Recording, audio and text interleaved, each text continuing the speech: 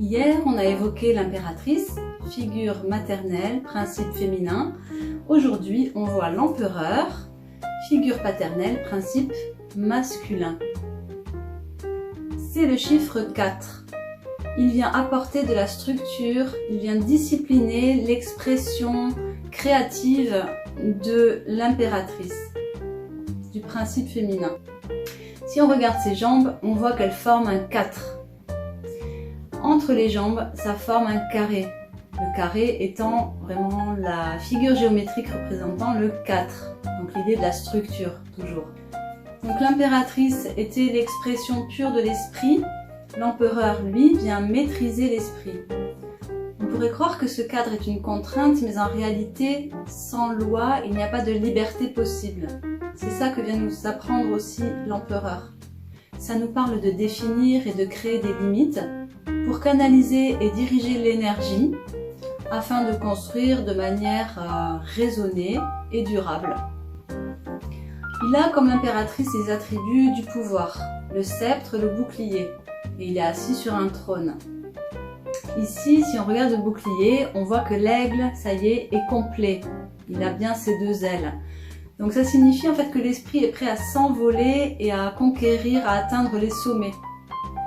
Le bouclier de l'empereur est posé au sol, il est bien droit et ça exprime la sécurité. Sur le bouclier de l'impératrice, on voit qu'elle tient l'aigle comme si elle le tenait comme un enfant presque, comme un bébé. Et ça inspire plutôt la protection. Là, c'est vraiment la sécurité presque militaire. D'ailleurs, il a un casque. On voit qu'il a une posture plus guerrière. Le sceptre représente le symbole donc du pouvoir, évidemment.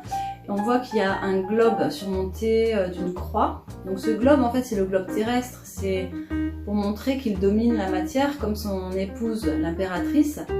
Et qu'il a une maîtrise, en fait, sur le plan terrestre, sur le plan matériel. Le sceptre est tenu bien droit. Il montre qu'il maîtrise, qu'il a le pouvoir et qu'il maîtrise les choses. C'est une figure d'autorité, cet empereur. Presque aussi de rigidité. Ça manque de souplesse. On voit que l'impératrice avait son sceptre légèrement incliné. C'était beaucoup plus doux. Il y avait quelques ombres. Ici, pas l'ombre d'un doute sur le sceptre de l'empereur.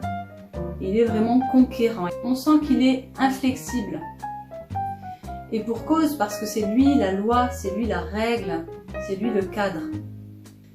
Donc on voit comme sa main droite qui tient le sceptre est beaucoup plus grosse que la main gauche qui tient son ceinturon.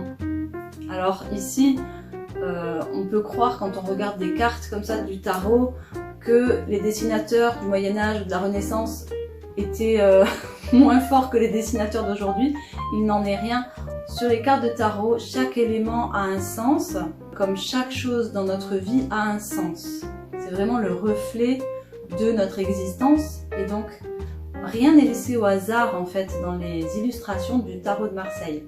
Donc ici, qu'est-ce que ça veut nous dire de l'empereur?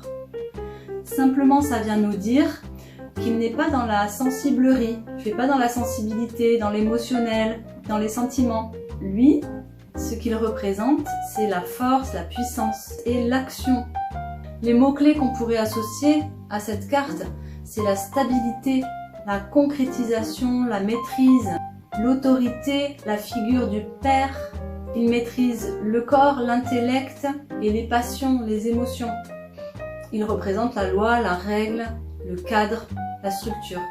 Et si l'impératrice était une cascade, lui, il est ce qui canalise la cascade, justement, pour en faire une force vraiment motrice.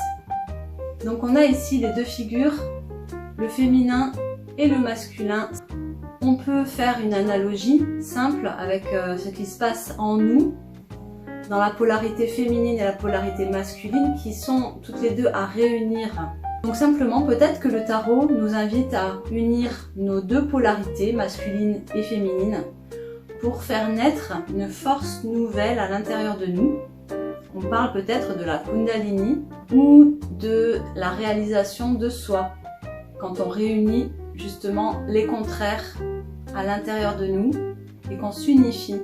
Et on voit que l'empereur, il a son regard tourné vers le passé, mais il n'est pas comme la papesse dans l'introspection ou la nostalgie, il a le regard droit fixé sur son sceptre. Et donc en fait, il contemple ce qu'il a construit, ce qu'il a bâti, il contemple son empire, il contemple son pouvoir. L'impératrice regardait l'horizon, c'est une visionnaire. Lui en fait, qu'est-ce qu'il vient faire? Il vient matérialiser, concrétiser ce que sa femme a commencé à exprimer en fait dans le monde. Lui vient mettre la main à la pâte pour bâtir, pour construire et faire fructifier en fait ce qui a éclos avec l'impératrice. Donc c'est une très belle carte dans ce sens-là. Les 4 premières cartes du tarot, en fait, elles nous racontent une histoire. Le battleur, qui est la semence, la graine, le potentiel, le début de quelque chose. La papesse serait la graine dans la terre, en train de germer, en train de se préparer, peut-être de prendre racine. L'impératrice, ce serait l'éclosion de cette semence, de cette graine, et pourquoi pas les premières fleurs. Et l'empereur, lui, serait vraiment le fruit, la récolte aussi. J'aime bien en tout cas cette petite histoire, et vous verrez, il y en a beaucoup d'autres d'histoires dans le tarot. Le lien avec les lettres hébraïques, c'est donc ici le chiffre 4, donc la valeur numérique 4 dans l'alphabet hébraïque, c'est la lettre Dalet. Dalet, c'est la porte, c'est aussi le dépouillement, c'est le gardien du seuil, c'est le passage décisif. Dans le long voyage de l'âme, Dalet, ça représente le grand retour. Ça pourrait être en fait l'homme unifié, la naissance de l'homme divin, qu'il comprend qu'il y a 2 mondes en lui, un monde humain, terrestre, et un monde divin, céleste. La carte qui vient après l'empereur, c'est la carte du pape. Et on verra ça demain. On verra les liens qui existent entre ces 2 cartes.